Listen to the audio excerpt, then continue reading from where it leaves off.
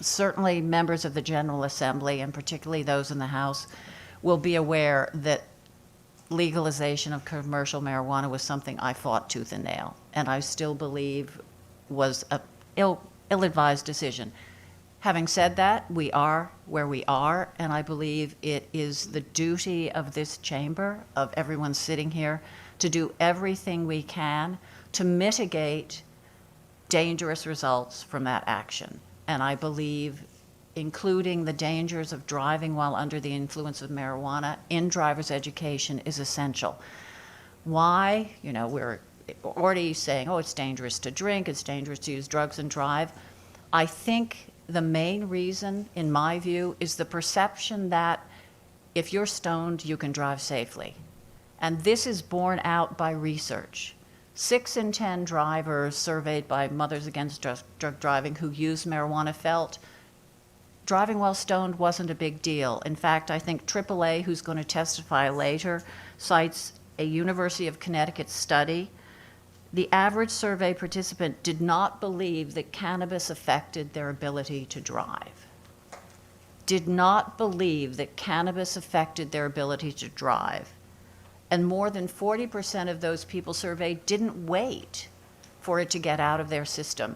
There's a survey recently done that I cite in my testimony. Most users think they're safe after an hour and a half. This is not the case. It takes 4.5 hours to be out of your system. And given that young drivers statistically are less safe, they need to be told, the same way they are told drinking and driving is wrong and dangerous, that using marijuana is wrong and dangerous. We don't want any family to get the phone call that their loved one has been killed. We saw a 41% increase in driver-passenger deaths in 2022. We need to make sure, as our young people get behind the wheel, that they know marijuana and driving don't mix. Particularly marijuana, drinking and driving don't mix. I want everyone to be safe.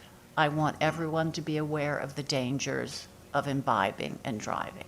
So I strongly urge this committee to send this bill forward because it's something we need to do to keep everyone in Connecticut safe. I think the difference is that there is this perception that driving while stoned is not dangerous. You hear people, oh, I'm a better driver because I drive more slowly, or I drive, you know, I'm more careful. No, it affects your depth perception, your ability for lane changes.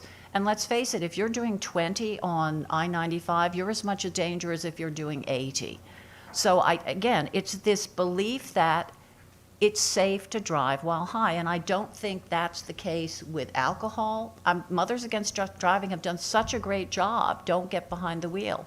And I think we need to carry that message home, that this is a particularly, this drug has effects on your body that you may not perceive but render you unsafe behind the wheel. I think that's the difference, and I think the recent legalization makes people think, oh, no big deal.